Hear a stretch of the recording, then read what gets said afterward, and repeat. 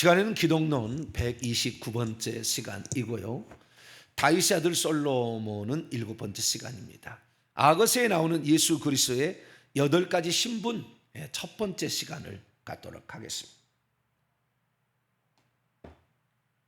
우리가 지금 구약 성경을 보고 있는데 아가서까지 왔어요. 창세기부터 쭉 왔는데 무엇 때문에 왔느냐?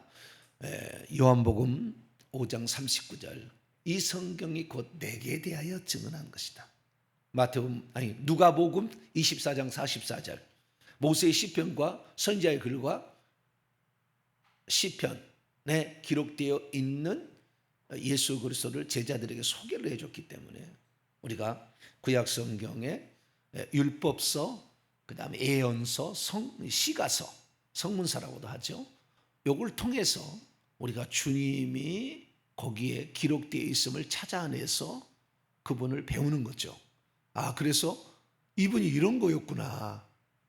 우리의 신랑이 이 정도의 능력을 가진 자였고, 이 정도 우리에게 관심을 갖고 있고, 이렇게 엄청난 분이셨는데 우리가 그분을 몰라서 그분이 내가 지금 어려운 상황에서도 나를 떠나지 않고 계속 있게 될 것이고, 나를 이렇게 빚어가려고 주님이 일하고 있는 것을 내가 깨닫지 못해가지고 주님이 빚어서 데려갈 가장 위대한 자, 신부에서 용사에 대해서 또 다른 사람을 낳는, 또 다른 신부를 양육하는 이런 단계로 가기를 원하는 하나님의 뜻이 아가서에 있는데, 이런 것을 몰라가지고 우리가 나 예수 믿었어, 나 구원 받았어, 그러면은 나 교회도 나갈 필요 없지, 나 구원 받았잖아, 왜 귀찮게 교회를 나오려고 그래, 왜 귀찮게 내 돈을 뜯어가, 이렇게 생각할 수 있거든요. 여자들은 좀 그렇지 않지만 남자들은 그렇습니다. 남자들은 돈을 버는 입장이잖아요. 다 그런 건 아니지만 보편적으로 남자는 돈을 버는 입장, 여자는 돈을 쓰는 입장이잖아요. 근데 왜 내 돈을 자꾸 여보 11조 내지 마, 당신은 예수 믿지만 난 안 믿잖아, 그런 남편들이 많아요. 왜냐하면 돈 뜯어가는 기계로 생각해. 그렇게 생각한다는 거죠. 이해를 못하니까 그런 거잖아요. 그래서 구원받은 사람도 내가 어떤 존재로 장차 빚어져야 가장 최고의 위치의 신분에 들어가는지를 들어본 적이 없어. 그러니까 대강 살지. 그냥 잘 먹고 잘 살면 되는 거지. 돈 잘 벌고 살고 그냥 병원에 좀 안 가고 살면 그냥 좋은 것처럼 생각하잖아요. 이 속에 얼마나 영들이 많이 들었는데, 이거 깨끗하게 제거되지 않는 한 우리 뇌 속에도 한가운데가 간내가 있는데, 간내가 우리 모든 걸 다 주관해요.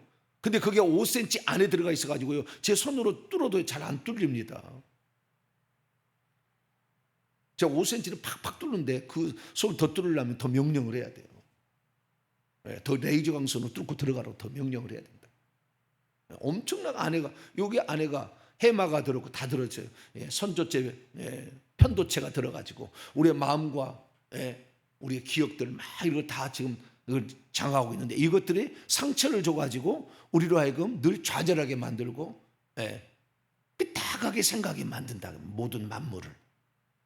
그게 상처가 다 없어져야 결국에 우리가 있는 그대로 만물을 보게 되는 것이고, 그 다음에 그 기억을 통해서 우리가 자꾸 주님이 어떤 것인지를 축적해 나가야 되는 거죠.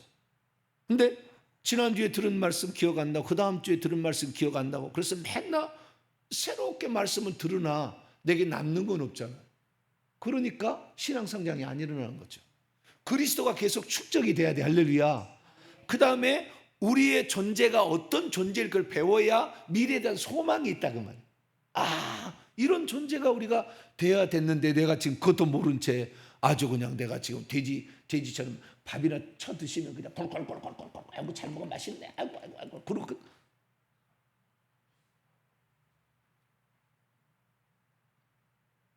그렇게 간다 그 말이에요.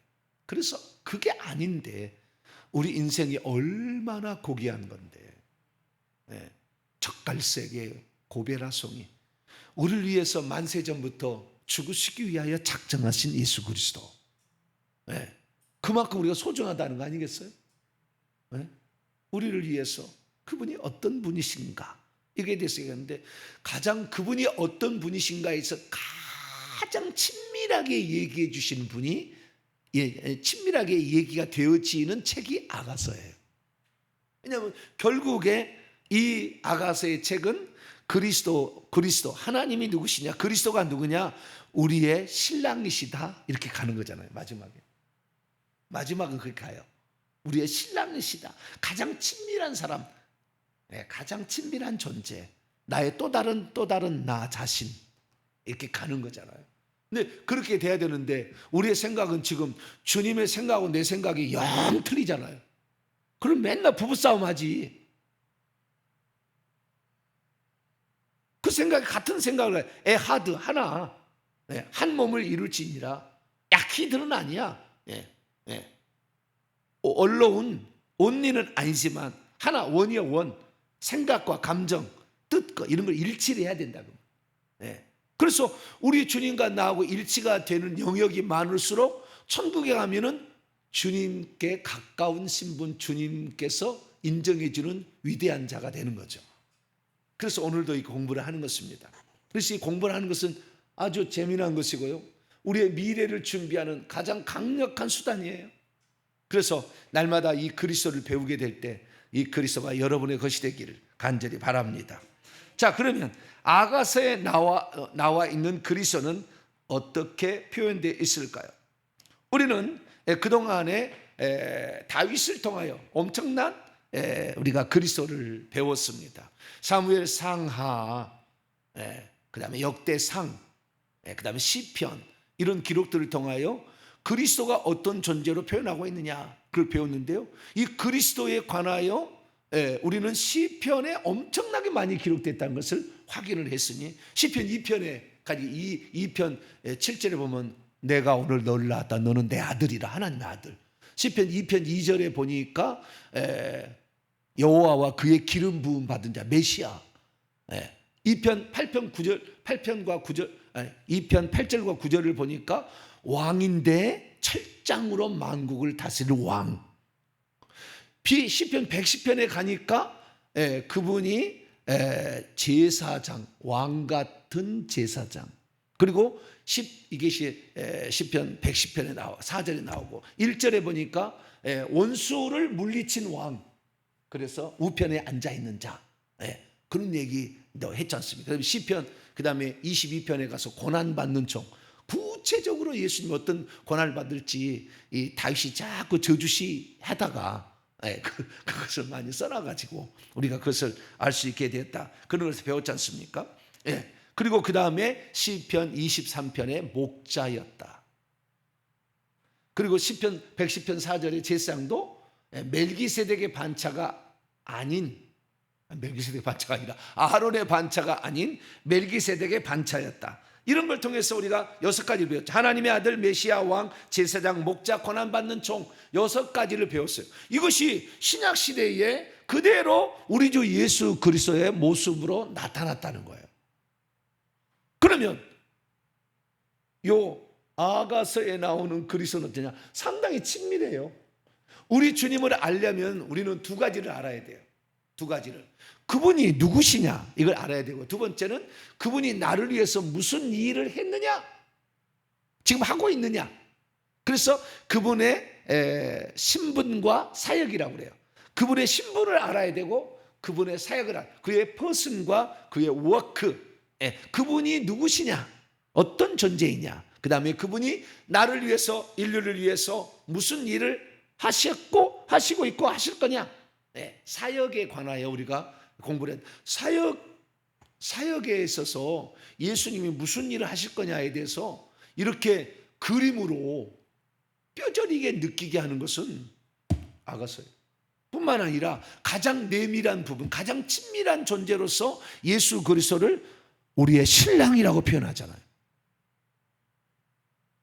이게 아가서예요. 어디서 신랑이라고 표현합니까? 이게 가당치 않. 하나님을 어떻게 신랑이라고 하기가 쉽지 않아요. 그런데 이게 이 문학 작품에 이게 나오는 거죠. 에베소 5장에 나와 있는 그리스도론 가운데 마지막 부분 그리스도의 신부, 아담과 하와를 통해서 예표해놨다고 사도 바울은 얘기하지만 사실은 뭐예요? 아가서를 통해서 구체적으로 나와 있죠. 사도 바울은 그 얘기를 안 썼지만, 그래서 우리는 사도 바울은 얘기 안 했어도 우리는 구약 성경을 전체를 통해서 그 사실을 알 수가 있기 때문에 우리는 8가지 것을 배워야 돼요. 첫째는 만왕의 왕입니다. 왕. 근데 왕은 왕인데 다윗은 무슨 왕이었어요? 철장 권세로 전사해가지고 목양하는 왕이면서 원수를 치는 왕이었잖아요. 철장 권세로 이렇게 왕이었는데, 이 아가서에 나와 있는 왕은 뭐냐? 새 예루살렘 성의 왕이에요. 예루살렘의 왕이에요. 무슨 왕이라고요? 예루살렘의 왕으로 나와요. 그래서 우리가 이걸 알아야 되는데 그 왕의 모습이 구체적으로 나와요. 왕관도 썼다, 왕복도 입었다, 왕의 깔개가 있다, 왕의 신부가 있다, 그 다음에 왕의 신부의 들러리들이 있다, 뭐 이렇게 해가지고요, 왕의 가마가 있다. 구체적으로 왕이라는 신분에 대해서 정확히 알려주는 거 아가서밖에 없어요. 그래서 첫 번째는 왕이다. 왕이다. 어디 왕? 예루살렘의 왕이다. 그래서 장차 우리가 들어갈 진리의 성읍에 영원한 왕이신 새 예루살렘 성의 왕이신 예수 그리스도를 그대로 표현해 주고 있어요. 그래서 오늘 그거 이제 공부를 좀 하겠고요. 그 다음에 두 번째는 이분이요, 창조주. 뭐라고요? 창조주. 거기다 부가적으로 전능하신 하나님으로 나와요. 나중에 이제 공부하겠습니다. 그 다음에 세 번째는 속전이신 예수 그리스도. 뭐라고요? 속전인. 그러니까 그걸 뭐라고 하냐면 속전, 몸값. 속전이신 예수 그리스도. 고베라라가 그 뜻입니다. 몸값을 주다. 속전이신 예수 그리스도. 그 다음에 세 가지. 네 번째는 목자이신 예수 그리스도. 다섯 번째는 포도원의 주인이신 예수 그리스도. 그 다음에 일곱 번째는 여섯 번째죠. 목자, 다섯 번째 포도원 주인, 여섯 번째는 동산지기인 예수 그리스도. 동산지기인 예수 그리스도. 그 다음에 일곱 번째는 나중에 8장 끝에 나와요. 주님 빨리 오라고 그래. 재림주이신 예수 그리스도. 재림주. 마지막 끝으로는 신랑이신 예수 그리스도. 8가지 측면을 우리가 공부를 하겠습니다. 그 중에서 오늘은 첫 번째, 두 번째, 세 번째 정도로 오늘 공부를 할 것 같습니다. 자, 첫 번째, 솔로몬은 누구였느냐? 예루살렘 왕이잖아요. 예루살렘 왕, 시온의 왕이에요. 자, 그래서 그 예루살렘 왕, 시온의 왕, 근데 그것을 왕으로 표현한다는 거지 않습니까? 자, 1장이 아니라 1장부터 나와요. 자, 아가서 1장 열어봅시다.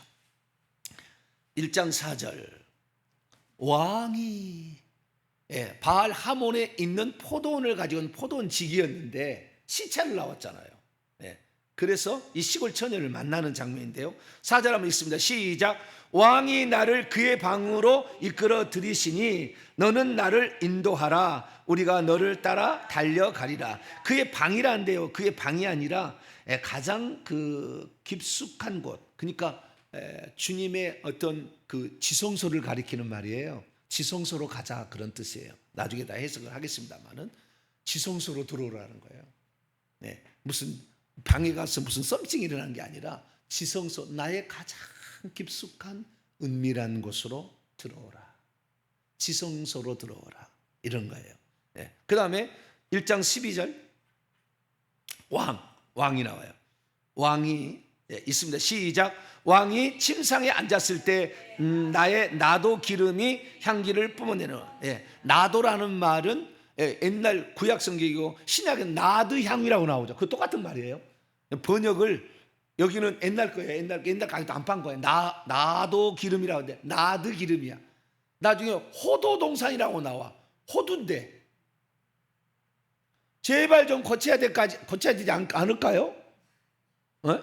고린도후서 9장에도 내가 향방 없이 막 그래. 방향을 거꾸로 옛날에 썼다고.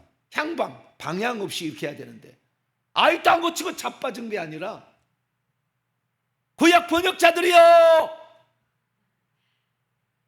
좀 일관성 있게 좀 해보세요. 나드 향. 예? 이게, 그리고 침상을 번역을 잘못한 거야. 식탁이야, 식탁. 뭐라고요? 식탁. 예, 그 바알 하몬에 있는 포도원을 잘 가꾸고 있는가 시찰을 하려고 왕이 나왔어. 그래서 식탁을 베풀어 가지고 그 관계자들을 불러서, 그 몇몇 관계자를 불러서 중요한 인물을 말해서 식탁을 나누게 되는데, 그때 여자가 뭐요? 나드 기름 향기가 뿜어내는데, 예, 나의 사랑하는 자는 내 품에 있는 몰약 향 주머니다. 예, 몰약, 나드 기름 다 뭐예요? 예수 그리스도를 위하여 그 여인이 죽음을 예비한 거잖아요. 꼬시려고 지금 이 왕을 꼬시려고 시골 처녀가 향유를 부은 게 아니라, 주님이 정확한 거, 신약 성경을 보게 되면 아가서가 다 열리게 돼 있거든요. 예. 그래서 예수 그리스도의 벌써 죽음을 예상한 거예요. 왜? 당신은 젓갈색의 고베라 송입니다 그랬잖아. 여인의 첫 번째 고백이 내가 보기에 그렇다는 거잖아요. 벌써 안 거예요. 나를 위해서 죽으러 오신 예수 그리스도, 그분을 아무도, 그분의 시체를 누군가가 도와주지 않기 때문에 내가 그 몰약 향낭 주머니로 나중에 다 묻히겠다, 시체를 이렇게 하겠다고 가슴에 차고 왔다니까. 왕이 그 왕이 시체를 넣은 거예요. 자, 그 다음에 3장으로 넘어가. 3장 9절 오늘 본 말씀 누구로 나오는가? 3장, 자, 읽습니다. 시작. 솔로몬 왕이 레바논 나무로 자기의 가마를 만들었는데, 왕의 가마도 만드네. 레바논의 백향목 향기나는 레바논 향기나는 백향목으로 딱 만들었죠. 네. 그 다음에 10절 계속 읽어봅시다. 시작. 그 기둥은 은이요 바닥은 금이요 자리는 자주색 깔개라. 그 안에는 예루살렘 딸들의 사랑이 엮어져 있어. 예루살렘 딸들의 사랑으로 장식되어 있다. 이렇게 거기에 보니까 기둥은 요거 가마의 기둥은 뭐요? 은으로 입혔고, 뭘로? 재료는 백향목으로, 레바논의 백향목에다가 기둥은 은으로 입혔고 바닥은 금으로 깔았어. 금으로 다 됐는데 거기에다가 깔개를 했어요. 자부동이라던가 일본 말로 뭐라고 그러죠? 자부동? 자부동? 방석. 주여, 내가 일본 말을 쓰지 말아야 되는데 야단 들을 것 같아. 시마이 막 그러고 하도 많이 들어서 그래.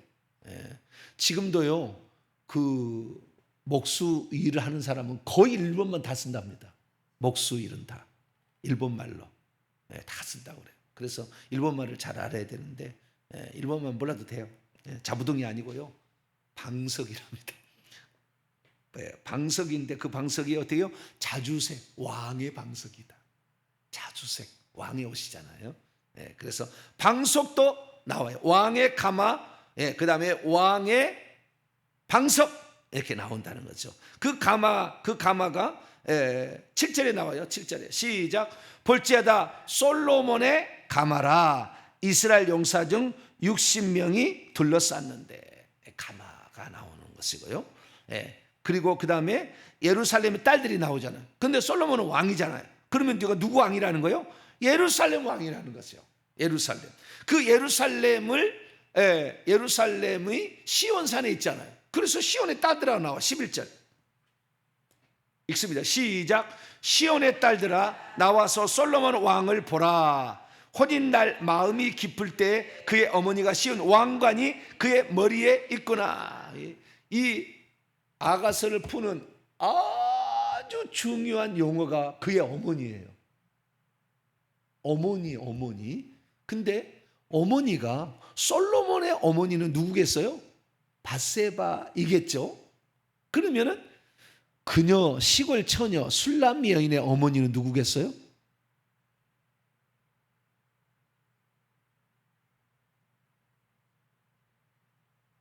나오나? 엄청 나와. 이 여인의 어머니하고요, 솔로몬의 어머니를 구분해 봄으로써 우리는 엄청난 영적 비밀을 알게 돼요. 제가 그거 다 풀어 엄청나게 많이 나와요. 우리가 스쳐 지나갈 뿐이지. 엄청나게 많이 나와요. 그건 좀 이따 얘기하고, 그 어머니가 이 솔로몬에게 왕관을 씌워줬대요. 네, 솔로몬에게 왕관을 씌워줬다. 그의 어머니가. 네, 그의 어머니는 밧세바였겠죠. 근데 여기에 그 왕관을 쓰고 있는, 그래서 여기는 왕이에요.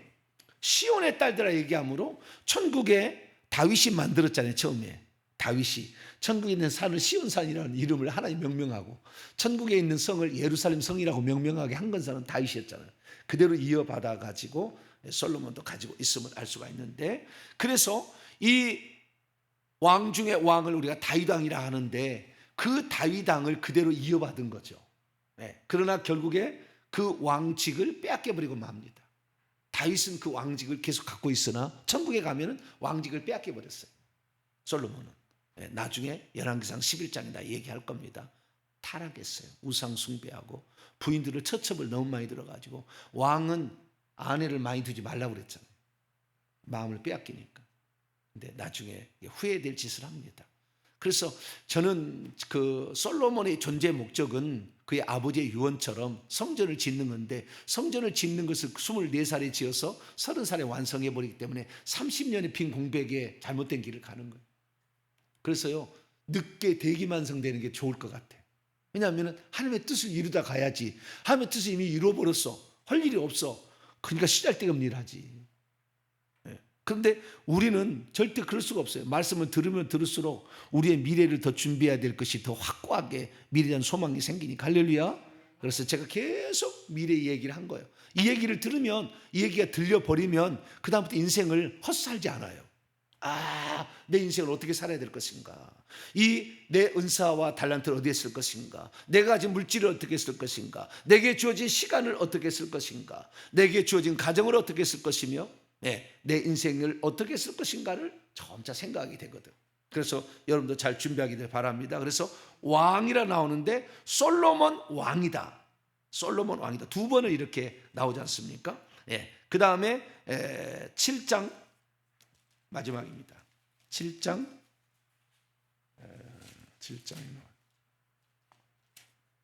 7장 몇 절이더라? 5절. 7장 5절. 자, 5절. 그 왕이 나옵니다. 시작. 머리는 갈멜산 같고 드리운 머리털은 자주빛이 있으니 왕이 그 머리카락에 매이었구나. 얼마나 여자가 머리카락이 예쁘면은 그 머리카락에 찰랑찰랑한 머리카락이 빠져버렸대, 왕이. 머리카락, 머리가 말이죠. 지금 그 귀한 자에 따라 1절에 보면은 남자가 자기 이제 이미 신부 결혼했어요. 3장에 가서 4장에 여자를 칭찬하고 결혼이 이제 끝났다는 것을 말해줍니다. 그래서 4장에 들어가면은 이름이 이 여자 이름이 신부로 바뀌어요. 신부, 나의 신부라는 말이 등장합니다. 자, 12절 보세요. 아니 9절, 4장 9절, 4장 8절부터 나옵니다. 4장 8절. 그러니까 3장 지금 이 왕의 가마를 보낸 것은 무엇 때문에 보냈냐면, 시골에 있는 바알하몬에 있는 거기에서 이제 예루살렘 성으로 와서 나하고 결혼하자, 그리고 일어나 함께 가자, 이렇게 한 것이 이제 결혼 초원이고, 그래서 그것을 이제 불러드리려고 왕의 가마를 보낸 거예요. 여러분들도 말이죠.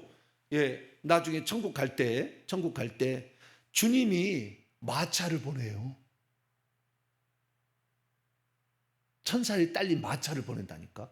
그래서 그 마차를 타고 올라가면 귀한 신분이에요.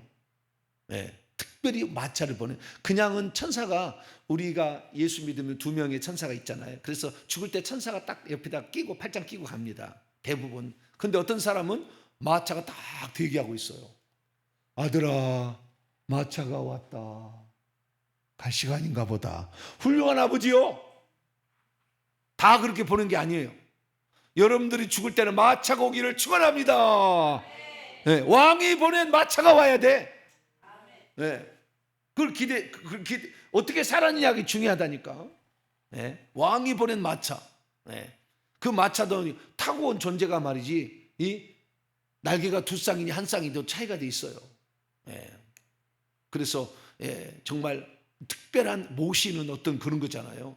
이 시골 처녀를 모시는데요. 시골 처녀 앞에서 말이죠. 막 향기를 막 풍깁니다. 막 그래서 동네 사람이 다 그 향기가 말이죠. 향기가 나가지고요. 그게 다 나와.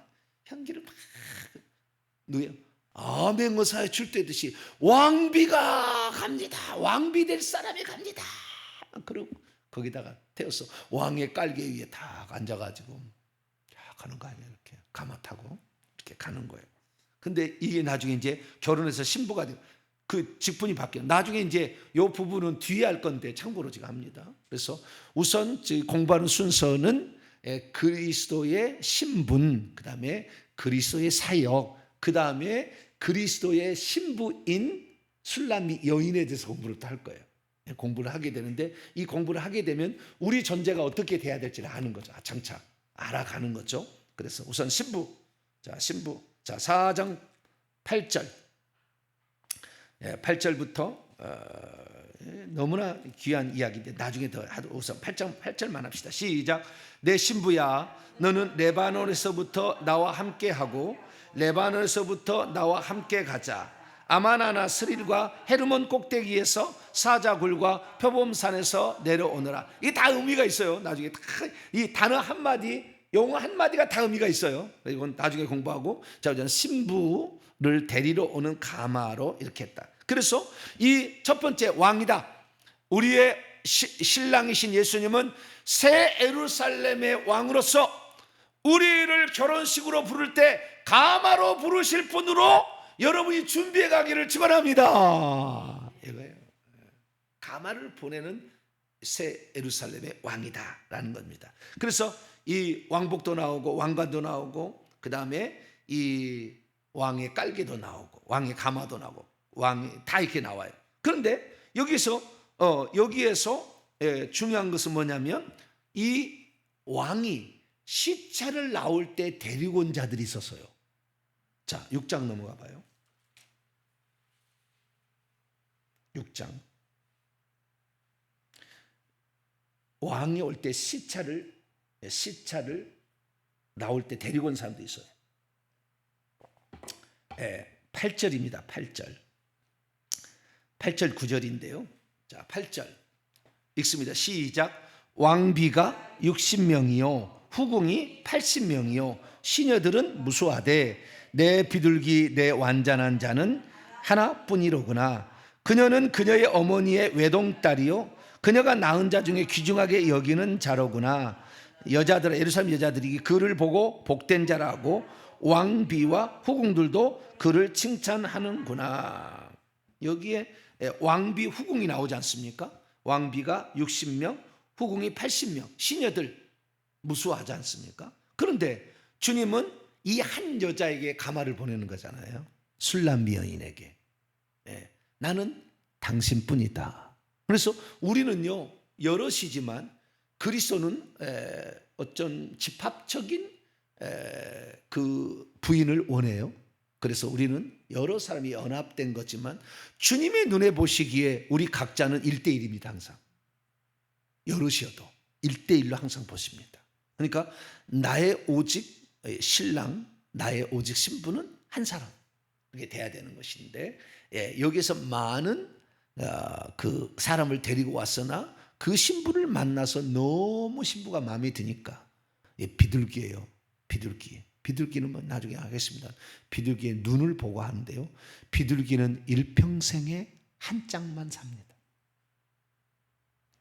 2번 절대 짝짓기 하지 않습니다. 하나만 비둘기 딱 그 한 존재. 다른 존재하고 짝짓기 하지 않아요. 그게 비둘기예요.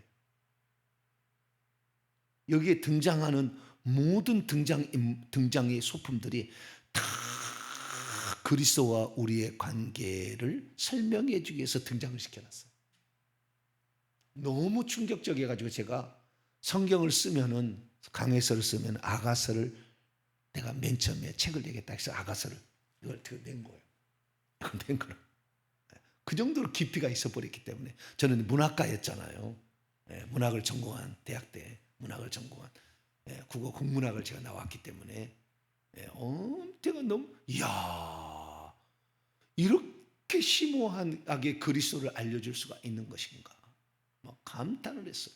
나중에 더 배우겠습니다만 신부의 백합화 뭐 하나, 아네모네 뭐 샤론의 수선화 뭐 엄청 많아. 부인들의 얘기는 엄청 많은데 그건 나중에 얘기를 하고, 그래서 왕이었는데 그때 데리고 오는데요.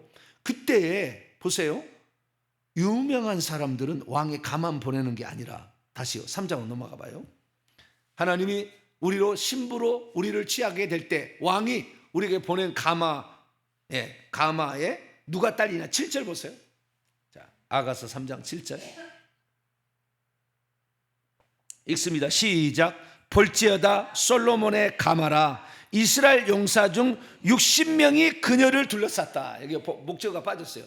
그녀 지금 시골의 처녀예요. 아직 왕비복을 안 입었어요. 결혼하지 않았고 결혼하려고 보낸 거예요. 그런데 그때 솔로몬의 가마에 누가 붙어요? 이스라엘의 용사 중 60명이 붙었다 하잖아요. 60명이. 그래서요, 천국에 우리가 불러서 올라가게 될 때 이 가마만 보는 게 아니라 천사를 옆에다 붙여요.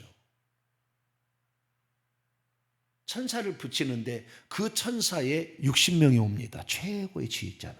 진짜로. 천사가 60명이 딱 달라붙어. 예를 들어서 다윗이 죽을 때 60명의 천사가 달라붙었어요. 이거 실제 숫자야. 영적인 세계에 들어가면 또 깜짝 자망을 해. 실제 그랬는데 까막눈이야. 우리 눈이 무슨 눈이요? 동태 눈깔이야. 그걸 못 봐. 얼마나 주님이 얼마나, 왕이 얼마나 그녀를 사랑했으면 자기의 가마를 보내고 거기다가 용사를 붙이잖아요. 왜? 용사를 붙인 이유가 있어요. 8절입니다. 8절. 자, 읽습니다. 시작. 다 칼을 잡고 싸움에 익숙한 사람들이라, 용사들이에요. 밤의 두려움으로 말미암아 각기 허리에 칼을 찾느니라. 이렇게 오는데 수많은 악한 천사들이 있어. 귀신들이 많아. 그래서 천국에 오는데 이것을 보호하기 위해서, 호위하기 위해서 호위병으로 천사를 붙이는 거예요. 밤의 두려움으로. 예수 그리스도께서 십자가에 죽으실 그 무렵에 가룟 유다가 나가니 밤이러라. 그런 말 요한복음 읽어봐요. 가룟 유다가 나가니 밤이러라. 지금은 어둠의 때요. 이런 말이 나와. 그래서 진짜 예수님 돌아가실 때 칠흑 같은 어둠이 개기일식이 있었잖아요. 12시부터 3시까지 그 있었는데 그 어둠의 세력이 있는 거예요. 어둠의 세력이기 때문에 그를 보호하기 위해서 천국에 오는데도 가는데도 어둠의 세력이 공중에 권세 잡은 자가 있다는 거 아니에요. 그래서 그걸 보호하기 위해서 주님이 선별한 60명의 천사를 보내는 거예요. 그 60명의 천사인데 장차 이제 아가서 얘기하겠습니다만은 아가서에는 4종류의 사람들이 나와요. 4종류의 사람들. 4종류의 사람들이 나오는데 그 4종류의 사람들을 부르게 될 때에 천사가 붙는 순서가 틀려요. 숫자가. 4종류의 신분이. 왕이 있고 왕후, 왕비가 있고 그 다음에 후궁, 비빈이 있고 그 다음에 시녀들이 있잖아요. 4종류의 신분이 있어요. 천국에 가서 그래서 시녀들처럼 일하는 사람들도 있어요. 간신히 턱걸이로. 정확해. 4가지 신분이 딱 정해졌어요. 그 신분으로 들어가는 거예요. 나중에. 근데 그때 부를 때 천사들의 숫자가 틀려요. 그래서 영안 열린 사람은 알아요. 아, 저분이 어떤 존재겠구나. 숫자를 보고. 그래서 여기 보니까 군대 천사가 달라붙었구나. 그러니까 모시고 가는 천사, 가마 안에 있는 천사가 따로 있고 군대 천사가 옆에 딱 붙는다는 거예요. 호의를 딱 하는. 천국에 가는데 슉 날아가면 은하계 별이 보여. 오야, 별이 슉슉슉슉 지나가는구나. 이렇게 가는 거죠. 가는 것에 본다. 그래서 이 예수 그리스도 만왕의 왕 만주의 주가 우리를 신부로 부를 때 우리가 어떤 존재로 갈 것인가 우리가 생각하면서 그분은 예루살렘 성의 모든 주인이야. 그래서 왕인 그분이 우리에게 기업을 주실 수 있도록 그날을 잘 준비해가는 자 여러분 되시길 바랍니다. 그래서 그 왕인 그분이 왕이라는 것은 왕관을 썼다는 것을 통해서도 알 수가 있고, 그 다음에 1장 3절을 보세요.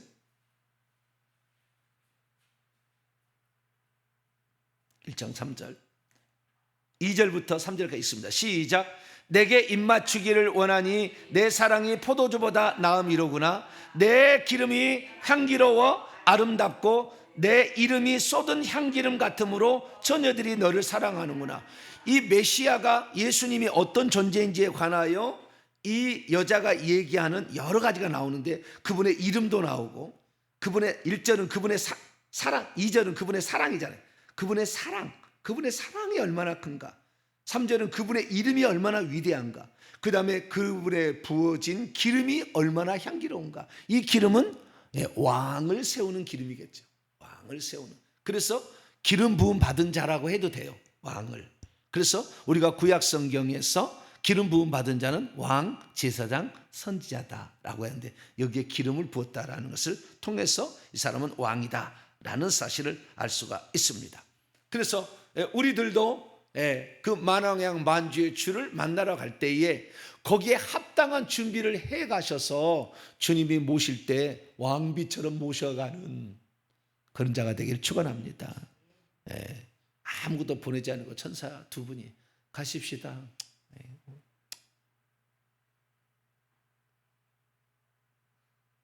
갈 때가 되었네요. 그걸 데려가는 것보다 돌아가시려고 하니까 그 방 안에 환해져 버려. 왜? 천사가 막 와가지고 환해. 창밖에 보니까 마차가 공중에 떠 있어.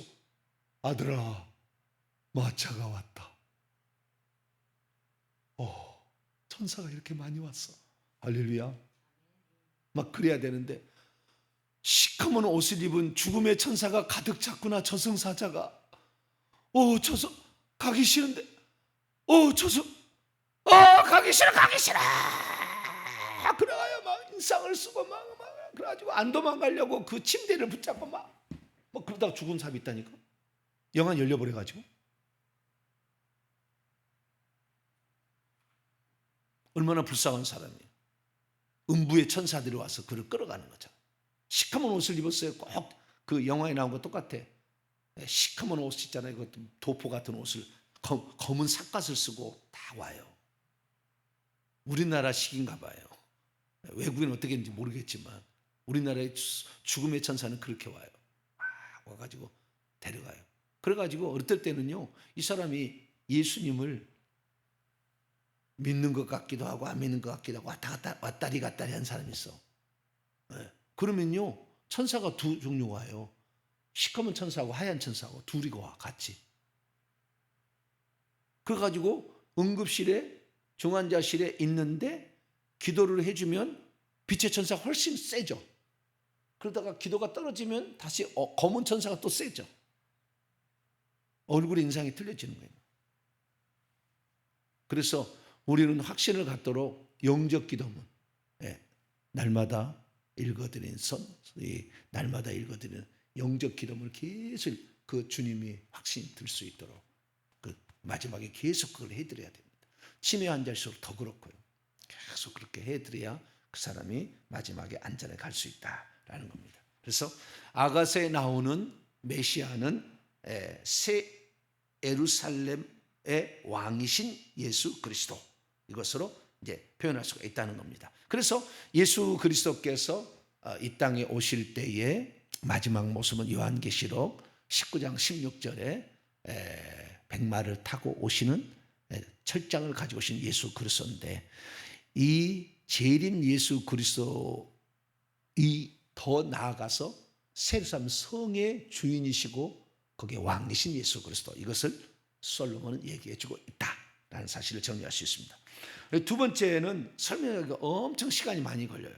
엄청 많이 걸리는데, 이것은 그래서 두 번째는 창조주이신 예수 그리스도, 전능자이신 예수 그리스도인데, 일부만 오늘 얘기하고 잠깐만 서로만 얘기하고 내일 하겠습니다. 이것은 엄청나게 많이 들여다봐야 돼요. 자, 두 번째, 예수님이 누구냐? 창조주이신 예수 그리스도. 자, 8장 1절입니다. 8장 1절. 아마 제일 풀기 어려운 이야기일 겁니다. 이야기가 아가서에서 제일 풀기 어려운. 저도 이것을 처음에 의미를 잘 몰랐어요. 솔로몬의 어머니와 이 여인의 이 시골 처녀의 어머니, 그 다음에 자기 오빠들이 있다고 했잖아요. 오빠들이 등장해. 그 오빠들의 어머니였거든. 또 이 시골 처녀의 어머니가 오빠들의 어머니예요. 그런데 이 시골 처녀와 오빠들의 어머니하고 솔로몬의 어머니는 달라요. 이것이 핵심이에요. 자, 우선 1장을 8장 1장 들게 돼요. 1장을 넘어 1장. 이것을 이해해야 돼요. 그래야 우리가 천국에 들어갔을 때에 하나님의 아들하고 우리가 하나님의 아들들로 들어가잖아요. 자녀로 들어간다 그 말이에요. 그런데 예수님도 하나님의 아들이고 우리도 하나님의 아들이거든요. 그 차이가 여기서 나오는 거예요. 창조주 하나님의 분신으로서 자녀냐, 그분이 피조물로서 만든 자녀의 차이가 나와요. 그래서 히브리서 2장에 보면은 한 근원에서 나와서 아버지의 생명을 받았지만 예수님의 하나님의 아들 되심과 우리가 하나님의 아들 되심이 다른 거예요. 그리고 구약 시대의 천사들을 하나님의 아들들이라고 불렀던 이야기를 다 이해할 수 있어요. 여기서 다 나와. 아가서를 통해서 다 알 수가 있어요. 그래서 요 인과관계를 우리가 공부를 하는데요. 자, 아가서 1장 6절 봅니다. 아가서 1장 6절. 이 아가서 1장부터 8장까지 다 봐야 돼. 엄청 많이 나와. 이야기가 숨겨 있어요. 요 찾기가 쉽지 않은데. 자, 1장 6절. 1장 6절에서 5절부터 시작.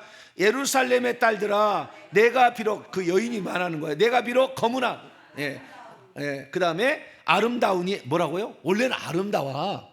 근데 바알 하몬에서 오빠들이 가서 포도원 지기 시켜가지고 맨날 이러다가 건게 걸린 거야. 흑인이 아니야. 어떤 데는 흑인이었다는 말도 나와. 해석서를 보게 되면 말도 안 되는 얘기야. 무슨 흑인이야? 흑인 아니야. 황인종, 셈족이니까. 자, 다시 5절 있습니다. 시작.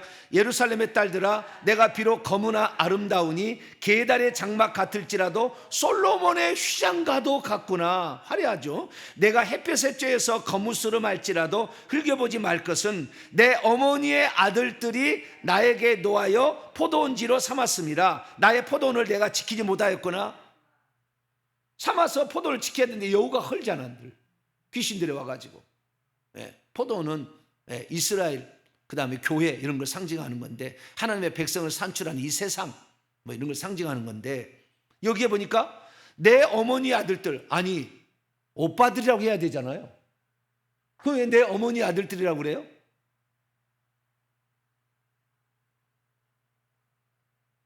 내 어머니 아들들은 그럼 누구예요? 내 오빠들이잖아요. 그럼 내 오빠들이 나에게 놓아여 나를 포도원지로 삼아서 가지고 내가 지금 여기서 땡볕에 일하느라고 내가 시커머졌다. 지금 그걸로 이렇게 해야 되는데, 내 어머니 아들들이 한 것은 뭐요? 이유가 있겠죠. 내 어머니가 난 자식이 남편이 다를 수가 있잖아요. 내 어머니의 남편이 달로도 내 오빠잖아요. A라는 남편을 통해 난 자식이 오빠고, B라는 남편을 통해서 얻은 자식이 시골 처녀. 그러면 내 어머니 아들들이 할 수 있지. 아니, 자기 오빠를 내 어머니 아들들 한 놈이 어디가 있어? 그렇게 말하는 게. 그래요, 안 그래요? 뭔가 의미가 있잖아요. 자, 아가서 8장 또 넘어가 봐요.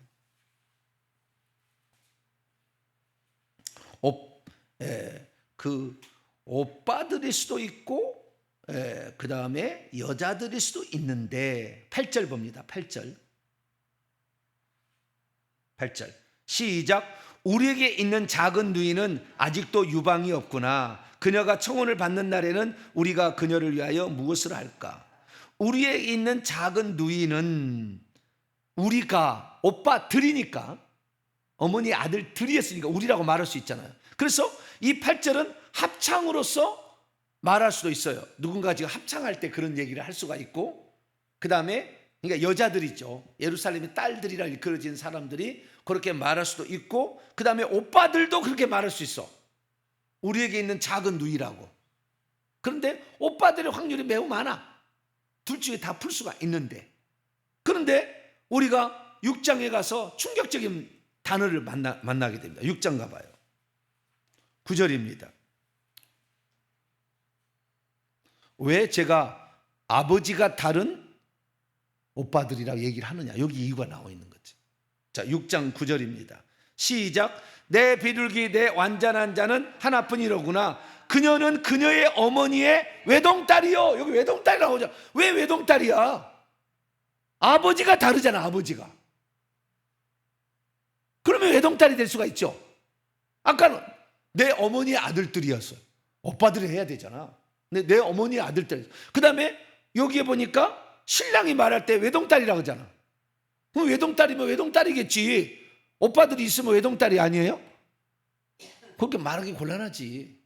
외동딸이고, 그녀가 낳은 자 중에, 그 엄마가 낳은 자 중에 귀중하게 소중하게 여기는 자다. 이렇게 나오는 거예요. 자, 8장 1절로 놉니다. 8장 1절. 아직도 봐야 될 게 많은데 우선 이해를 위해서. 자, 8장 1절 봅니다. 시작. 여기에는 여자가 한 얘기예요. 신부가 신랑에게 한 얘기입니다. 시작.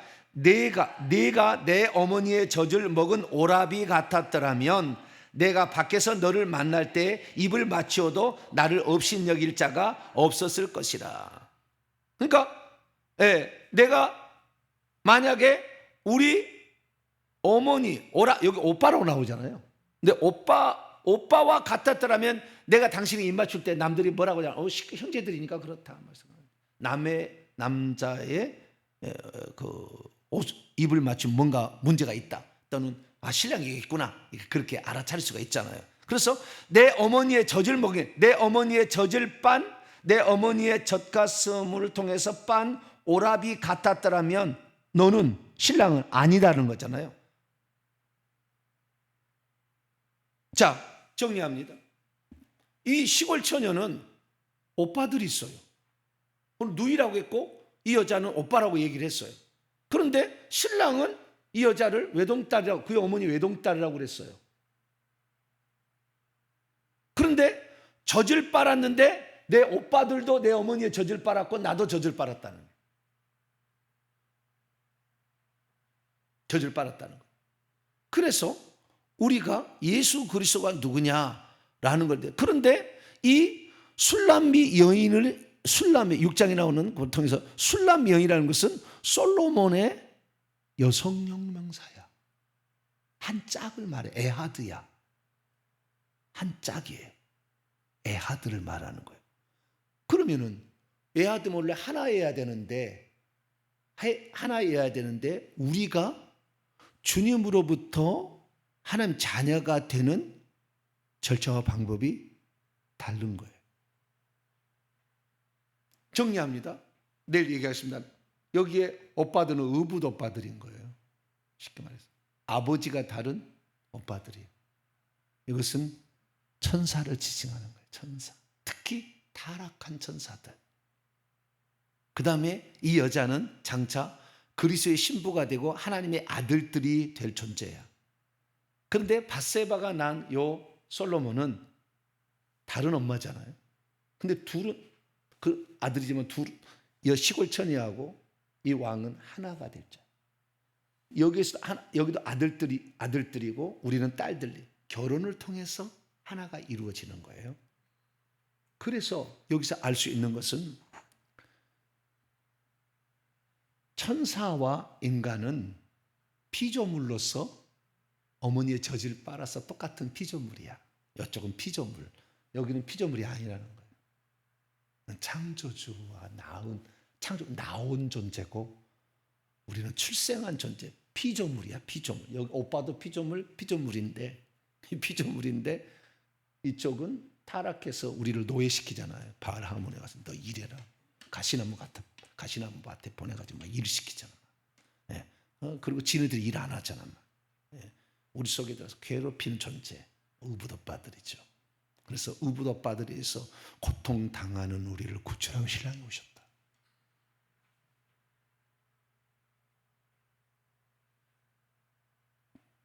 그래서 구원을 받아야 하나님의 마음이 행복한 거예요. 주님은 근원이 다른 존재에서 나왔지만 우리는 피조물, 그분은 창조주. 창조부터 나온 창조주.